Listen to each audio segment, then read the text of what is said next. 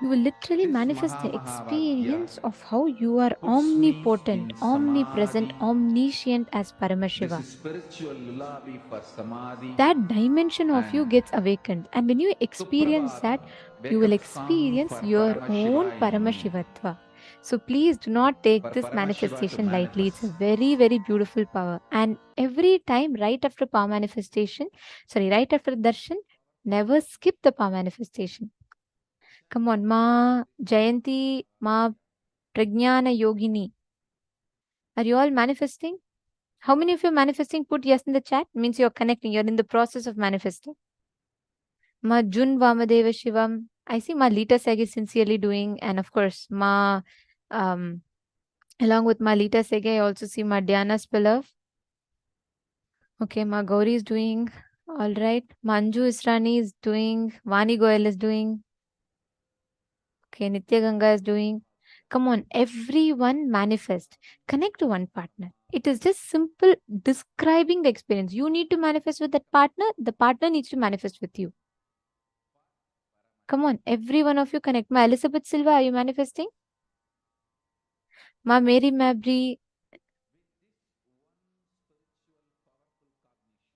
Ma Gokila. Ma Wanel. Every one of you, please connect.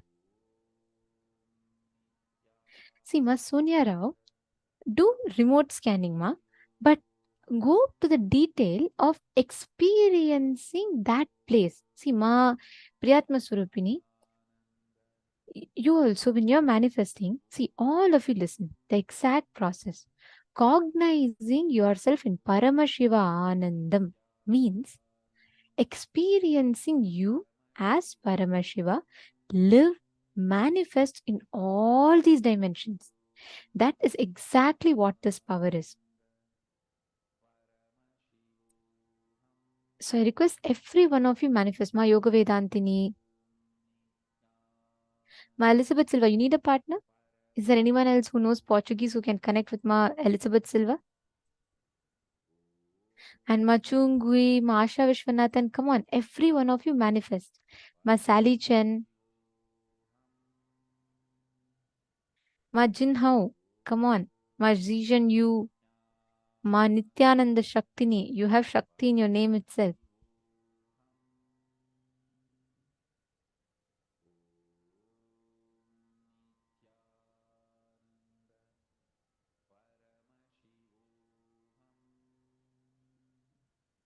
Yes, I think Ma Priyesha has requested a partner. Anyone needs a partner?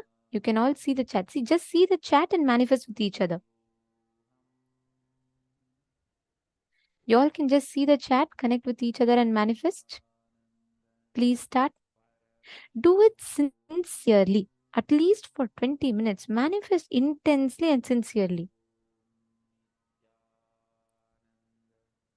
Just 21 minutes. All of us can invest that time of our life for our enlightenment. So let's do it sincerely. Om Nityananda Paramashivoham. Om Nityananda Paramashivoham. Om Nityananda Paramashivoham. Om Nityananda Paramashivoham.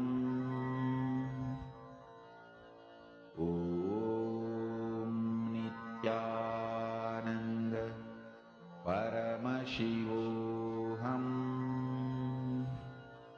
Om Nityananda Paramashivoham. Om Nityananda Paramashivoham. Om Nityananda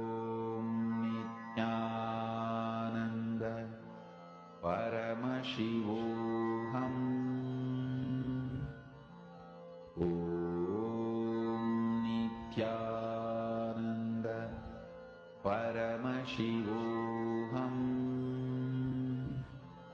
Om Nitya Paramashivoham. Om Nityananda Paramashivoham. And as you manifest, do let us know how many of you have manifested. Nityananda Paramashivoham. Requesting all the participants to please share how many of you were able to manifest. Nityananda Paramashivoham. Om Nityananda Paramashivoham. Now, as all of us are manifesting this power, we're going to be entering into a very, very beautiful session where we're going to be understanding about the secret of Maya and suffering. How the Maya and how the suffering happens, and why does it happen, and how you can overcome it. What is that one powerful cognition that one needs to have to overcome it? So we're going to be learning it, and let us listen to this most beautiful revelations right now.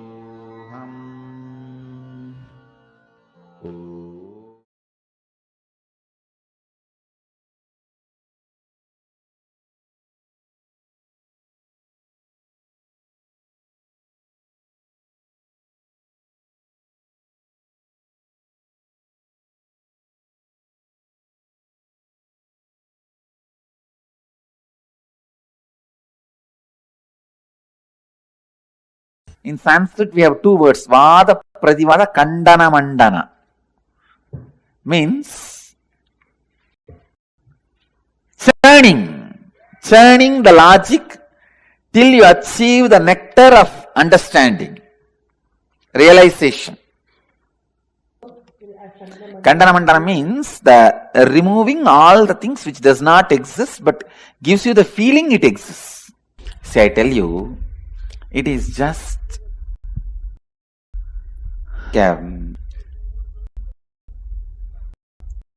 two edges.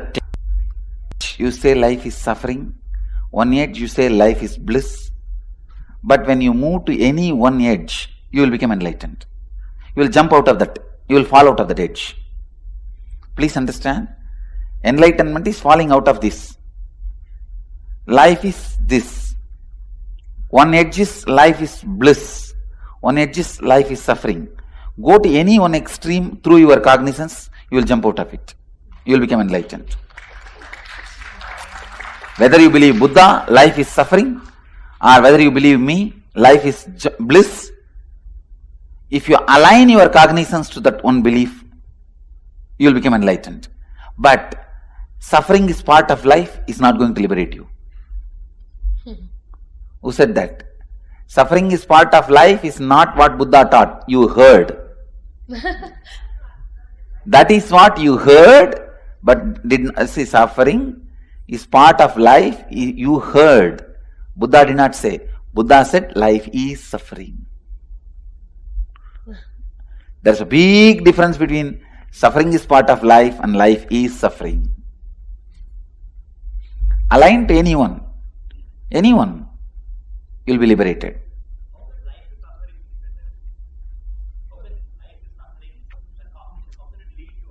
Whatever you know as life is suffering, so escape from it.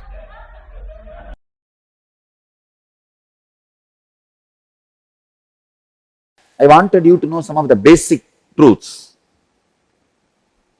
When Buddha declared life is suffering, when I read that statement first, I said, no, what is this? This fellow, such a pessimist. Starting with a statement, life is suffering.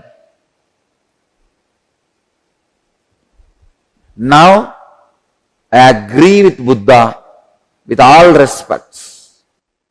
Unless you learn that word first, you do not develop perseverance. Man do not develop vyavasayatmika buddhi, perseverance, unless he understands that statement, life is suffering. Life is dukkha. See, the big problem is, when you feel life is joy, when you believe life is joy, you tend to wander. You take up one project,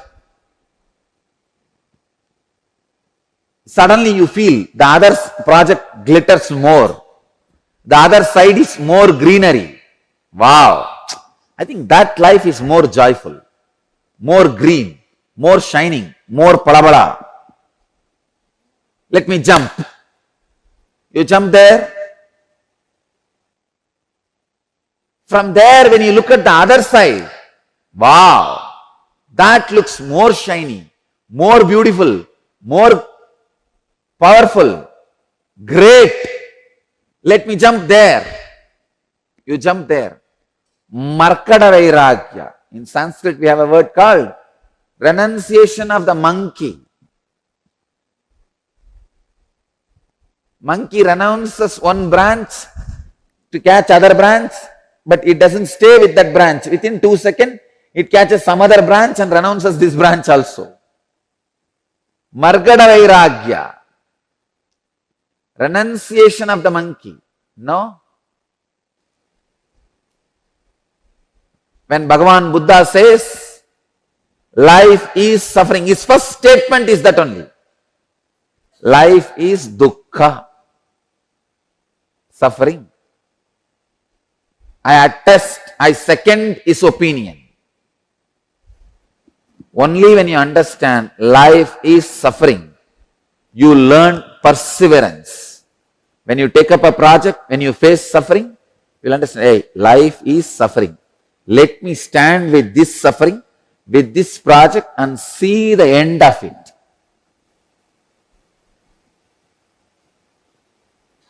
Truth is life is joy. Fact is life is suffering. Till you experience truth, better be with fact.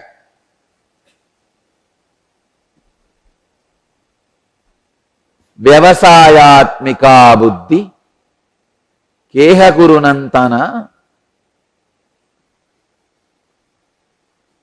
Perseverance in any level, in any project, whether it is the inner world or outer world. Understand, even living enlightenment is a project.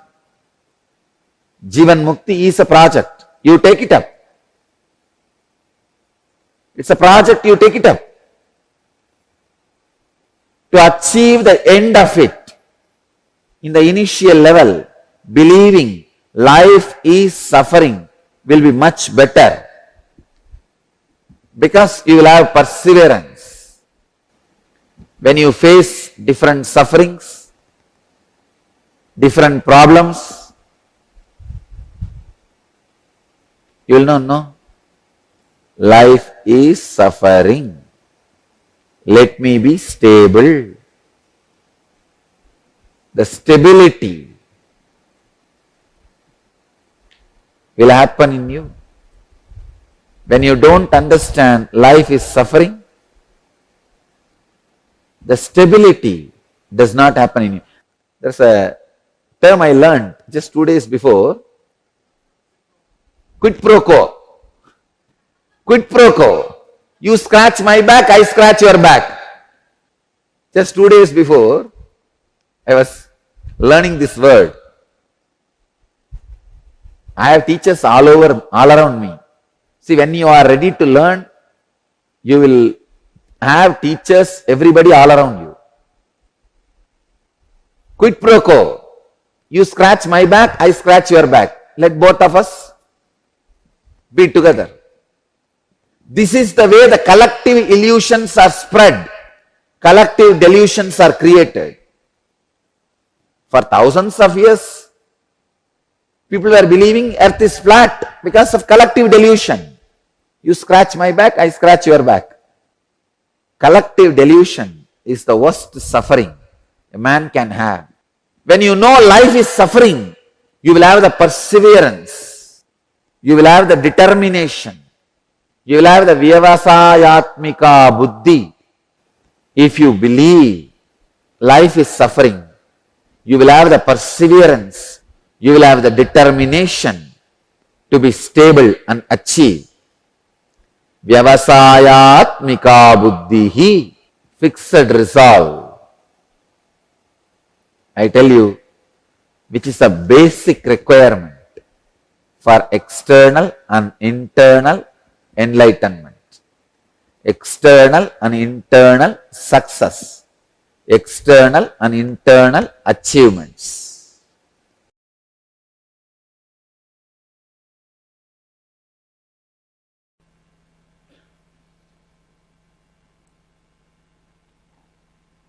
Once actually I landed upon a very deep, strong, sacred cognition in my life that I cannot be hurt. I cannot have any pain. I am the Atma. Atma cannot have any pain, suffering, nothing. It is pure space.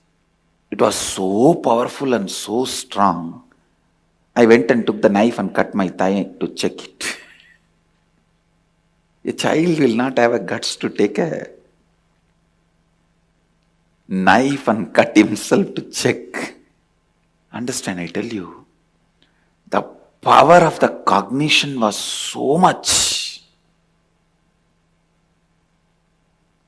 I could not control myself testing it on me because I was too excited. Of course, I needed few more understanding. See, when I am the Atma, soul, I am not the body, and I cannot be destroyed, I don't have pain, I am beyond sufferings, then I should have tested that on my Atma, not on my body. I have tested it on which something I am not. See, the experience is sitting in the Atma, the cognition is sitting in the consciousness.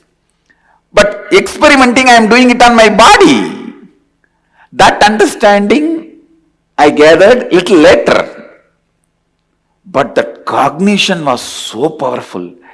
Even when there was a pain on the body, I did not feel bad for what I did. I did not feel bad about testing it. It was such an ecstasy. Wow, wow, wow. Like a long journey is over. Now I don't need to run around anywhere here and there. I am that rest, that restful awareness, that cognition was such an ecstasy.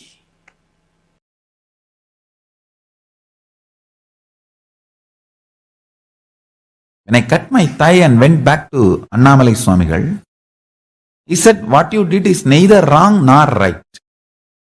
I couldn't understand. What do you mean? He said, because of this cutting yourself, you got the click. Ultimately, that you are not the body. Actually, after that only he gave me the initiation into that Aham Spurana. The methodology of the Aham Spurana by great incarnation, Ramana Maharshi. It was transmitted to me by Annamalai Swamigal. So Ramana Maharshi is my Paramaguru. And Annamalai Swamigal transmitted that Aham Spurana, Anubhava into me, and which became reality when I was 12 in the Pavazhakundru. After that, once Annamalai Swamigal was telling me, now understand the thing you did, cutting your thighs, neither right nor wrong. Because you got the vision, you don't need sacrifice, you don't need to cut yourself again. If Annamalai Swamigal said cutting yourself is right, I would have been continuously doing that everywhere. And all of you will be sitting and cutting yourself. It is not right. Same way, it is not wrong. You need certain kind of a ferociousness to do sacrifice till the vision clicks. That kind of a ferociousness is required for the vision to click. So because the ferociousness is required for the vision to click, the experimenting on yourself, cutting yourself, your thigh was not wrong. Because it is not required regularly once the vision